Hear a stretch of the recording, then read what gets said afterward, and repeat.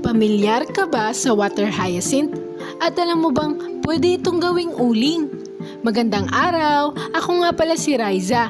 Kasama ko si Camille at Dana para ipresenta ang aming research na pinamagatang Water Hyacinth Charcoal Briquettes using rice flour as a binder. Sa panahon ngayon, talagang kailangang maging resourceful.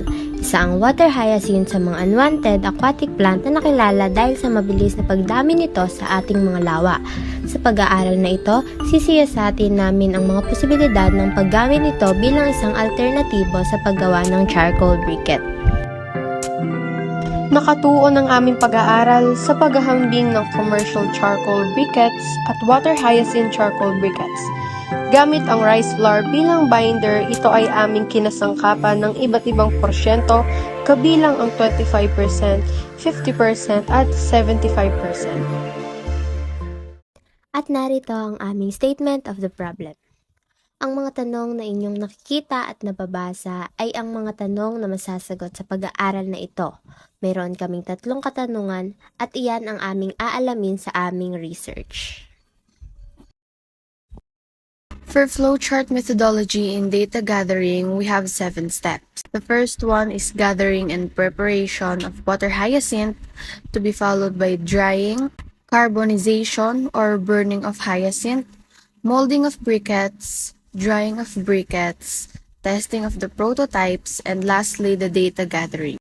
We started the research by gathering the water hyacinth from Laguna Lake and drying it for 3 to 5 days. After that, sinunog na ang mga water hyacinth at saka inihalo ang rice flour bilang binder. Next, we molded the briquettes and dried it under the sun for 3 to 4 days. Lastly, we tested our prototypes and collected the data we needed. Para naman sa aming 3 experimental group, meron kaming 3 klasifikasyon sa briquette.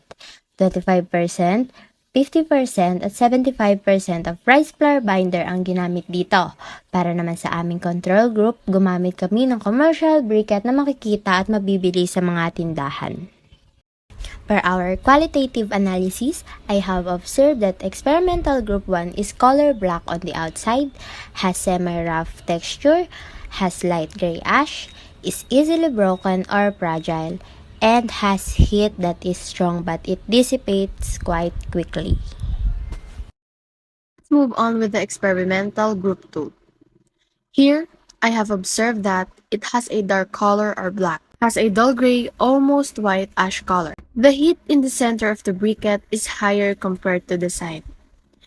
There is no presence of smoke, and it has rough texture and small cracks. Para naman sa ikatlong experimental group na obserbahan ko na it has a dark or black color, has a dull gray near to white ash color. Ito ay uminit lamang at hindi lumiyab, hindi rin ito nagproduce ng usok, samantalang ang init naman na naproduce nito ay nasa katamtamang level lamang. For our quantitative data results, napag-alaman na ang burning duration ng experimental group 1 ay 70 minutes, ang experimental group 2 ay tumagal ng 80 minutes, habang ang experimental group 3 ang may pinakamahabang burning duration sa 3 grupo na tumagal ng 85 minutes, samantalang ang control group ay merong 100 minutes of burning duration.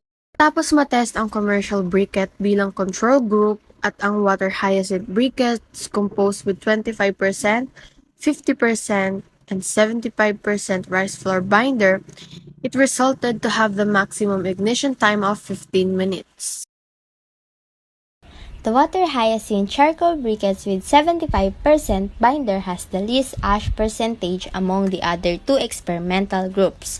The control group has a 72% ash percentage, which is the lowest percentage compared to the 3 experimental groups. For the last characterization, the water hyacinth charcoal briquettes with 25% binder has a weight of 21 grams, while with 50% binder has a weight of 22 grams, and with 75% binder has a weight of 31 grams, while the control group was 25 grams in weight. For our statistical test, we use the chi-square test of independence to analyze associations or independence between categorical variables. If the p-value is less than 0.05, the null hypothesis is rejected. If the p-value is greater than 0.05, the null hypothesis is accepted.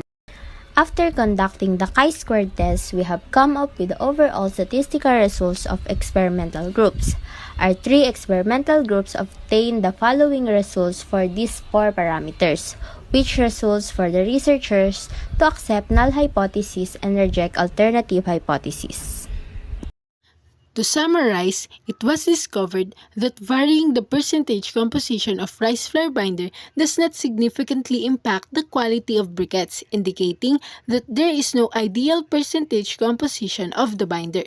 Lastly, water hyacinth briquettes were discovered to be a viable alternative to commercial briquettes as fuel source. In conclusion, the researchers found no significant difference between the commercial charcoal briquettes and those produced from water hyacinth with rice flour as a binder. Thus, the null hypothesis was accepted and the alternative hypothesis was rejected. Para sa mga susunod na pag-aaral, the researchers recommend subukan huwag gumamit ng mga additives, use PVC pipe sa pagmamolde, try other binder ratios, use alternative ways for drying the prototypes such as air drying and oven drying, utilize other binder, and consider other briquette characterizations such as moisture content. Talaga nga namang kinakailangan lang nating maging mapamaraan upang makapamuhay ng mas mahusay. Nais naming iwanan sa inyo ang isang kasabihan. Ang kalikasan ay ating kayamanan. Pangalagaan ito para sa kinabukasan. Sana may natutunan kayo sa aming pag-aaral. Muli, ako si Riza at maraming salamat!